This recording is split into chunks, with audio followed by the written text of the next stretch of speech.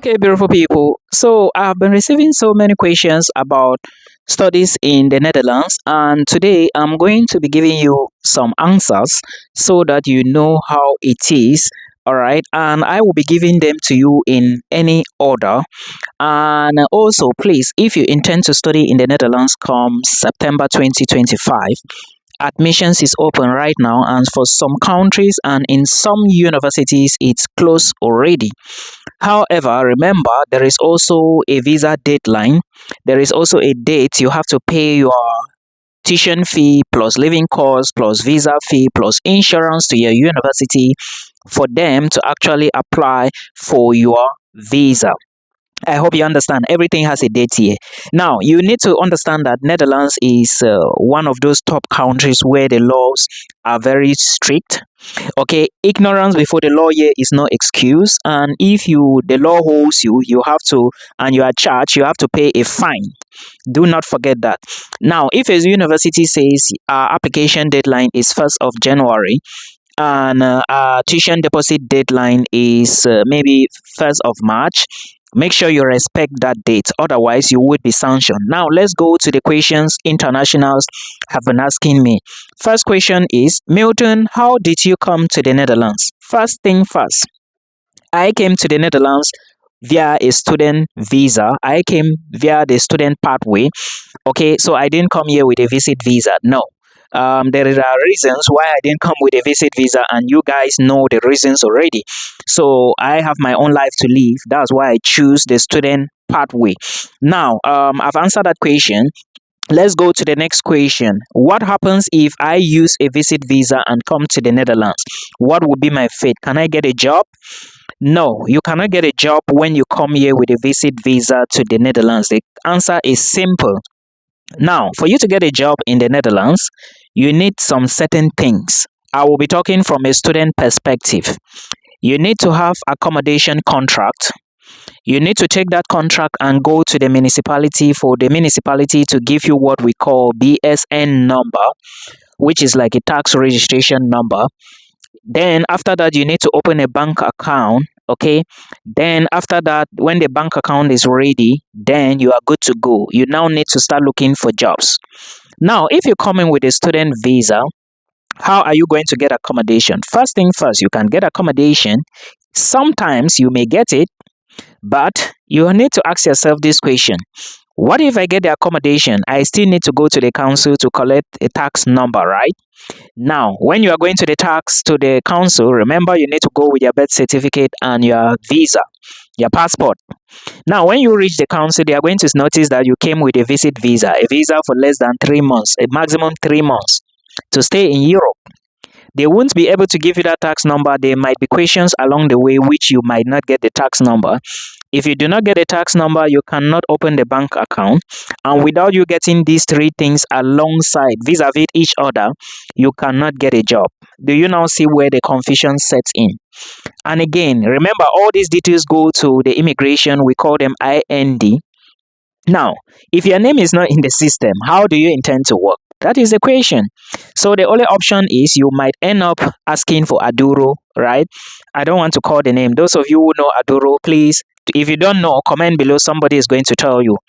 Now, there are so many challenges with Aduro, but again, if you are in country or our country or back home, and you are looking for ways and you cannot come via the student pathway, and you see even the visit visa, Schengen visa, or whichever one, please collect and come. Okay, that's the only thing, because no matter what, Aduro will still be better here. But you have to understand that when you come here, you are telling them that you are running away from something. You cannot be given an opportunity to go home again. And thus, you know what it means. If you violate the laws, your documents will be seized, if at all you get the documents at the end of the day. Now, I've answered that. Then, what type of universities do you have in the Netherlands, Milton? And is there vocational school? Well, I do not know if there is a vocational school. If you check the IND website, or let's say, yeah, I want to refer you to the IND website, because that is where I believe you are going to find genuine information, because this site is managed by the Dutch government. So if you go to IND, you are going to see a list, some universities there, higher education institution. You will notice that there are two types of universities: research universities and applied science universities. Now, I study with applied science universities, others study with research universities. Note that with applied science universities, you cannot do PhD, and with research universities, you can do PhD. Now, to those who are thinking of studying in the Netherlands, understand that research universities are quite expensive. Though there are some applied science universities that are also expensive, but you should know that these are the ones I know. So you should choose one, check the requirements, check the program you want to apply for, then you drop your application, as simple as ABC. Now, we have talked about that, the type of universities, and somebody equally said, "Hello, Milton. How is studies like in the Netherlands?" Okay, this is a very important question. And let me say, studies in the Netherlands is quite good, very extensive, quite detailed, design based education, and we can't compare with studies back home. That is just the truth I'm telling you, in terms of facilities, in terms of what you are learning, and so many things. Okay, now understand that it's also very expensive, and if you are late, you are late. I came 2 weeks late because I got my visa and was having some financial issues to pay my flights and the rest. And remember, my money was already in the Netherlands. I had some money here because I've said many times that after you give your school all this money, um, when you get here, after collecting your house contract, BSN number, creating a bank account, you will now give the account to the school to transfer back some money into the account. The living cost money is 15,000 euros, right? They will now transfer it back to you, which they did already. So I came late, 2 weeks late, and nobody will wait for me. No, no, no, nobody waits for you. When the calendar is put, the calendar is, they respect everything here, guys. So if you intend to move to the Netherlands to study, make sure you try and move as fast as you can. It's so important. I'm just telling you this so you don't forget. Now, Milton, what about student jobs, and what can you say about that? Okay, student jobs here in the Netherlands. The Netherlands is not a country that lacks student jobs. Of course, you know already. Check about this country. You are going to see what I'm talking about. But you should note that student jobs depends on the city in which you are. A smaller city may not have that many jobs, and it's going to be very competitive. But a big city like maybe Amsterdam, Rotterdam, Den Haag, Utrecht, these are some of the biggest cities in the Netherlands.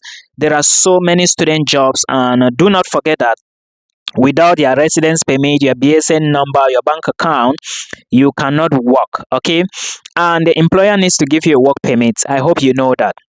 Now, there are student jobs, like I said, it only depends on your university. And remember that for your university, if you fail your test, it's a big problem. Though you still have a chance. For master's students, they have two chances. You can, if you fail the first time, you will be given the second time to write. And if you fail the second time, you will still get one chance. This time is your department that is going to decide, and the examination council. And if you fail that time, you are now going to take it to the next year. However, for bachelor students, I do not know if they have this same opportunity, but be careful, because if you pay attention to the job, you might fail your exam. They do more of group work in the Netherlands compared to our normal education back home. I hope you understand. So for jobs, you have the jobs, and of course, yeah. Now, this is job during school, and you are going to work 16 hours a week. And after your university studies, you will now apply for what we call orientation year visa. When this orientation year visa is given to you, they will be given to you for 1 year, and you can now use that 1 year to find a job with an employer that can sponsor you to stay back in the Netherlands. Now, this is a tip one of my lecturers told me. Be careful with what you are doing during your thesis or during your research, because that same thing you are doing during your thesis or research might be what you can easily secure a job in it. So pay attention to that. Now, accommodation. Milton, I would like to know, I saw somewhere that accommodation is hard in the Netherlands. How true this is? Yes, accommodation is a very big issue here. And if you really want to get accommodation, I can't even lie to you guys. when you get your admissions letter and you start processing your documents, please make sure you start looking for accommodation with a student hostel. Don't say you are going to come here before you find accommodation. Otherwise, you might spend a lot of money living in a hostel. And I spent over close to 350 euros in a hostel when I came here for about 10 days. I didn't really even eat anything because you can't cook. A hostel is more or less like a place where you stay with other people, like a those of you who studied in dormitory schools, right? You know how your system of beds are. Yeah, I there was a hostel I was staying inside when I came because I didn't know anybody here. But after like 10 to 13 days, I got accommodation, and my accommodation is I have just one room. I share everything. We have an external toilet and yeah, my own kitchen, my small space for my bed, my small space for my kitchen, but we have an external toilet. All right, that one very clean. It's not but I pay 400 plus. I don't want to say everything here. Yeah, every month. But when you are taking the accommodation for the first time, you have to pay one deposit and one rent. So for that month you are entering, you are paying the rent, then you are also paying a deposit. So if your accommodation is 500 euros a month, you have to pay 500. That's 1000 euros. Any other thing may be an extra thing. All right. And remember, mine is inclusive: internet, light, water, everything inside. Okay. So when you are booking or looking for accommodation, consider these things. Accommodation is a very big challenge in the Netherlands for students, especially. Take the student hostel as sharp as you can. Otherwise, other people will pick it from your hands. I hope you get. I've talked about this already. Then the deposit you give alongside your rent, it will be given back to you when you are quitting the house, because it's just to secure in case you destroy anything they will take from there. But of course they will always refund because it's written down. Remember, it's the contract you are taking to the municipality. They will check the house to see if it's actually qualified and the amount of money. Okay, everything here is down on the paper. They put it down and everything. And also understand that some landlords don't like to give accommodation to this. You understand already. The reason is that most people come here and they don't want to study. They leave the apartment without paying. This is it. And it is what it is. I don't blame anybody. I don't blame them. But again, so you should know this. Now, Milton, is there age limit to study in the Netherlands? No.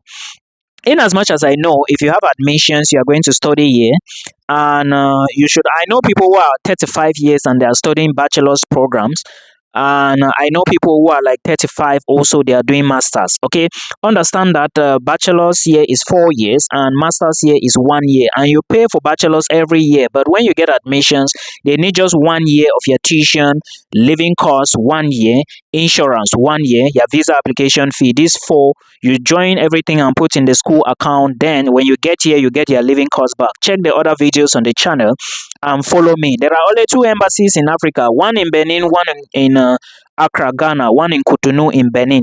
Okay, so that's where you are going to be applying for your visa. Now, the documents you need to apply, some schools will tell you that you need 4 O-level papers and 2 advanced levels. Some will say 5 O-level papers and 2 advanced level plus your motivation letter, CV, and yeah, you don't need English proficiency. For some schools, for bachelors, as I know, some will ask for it. But for masters, most especially, you need English proficiency, IELTS to be precise.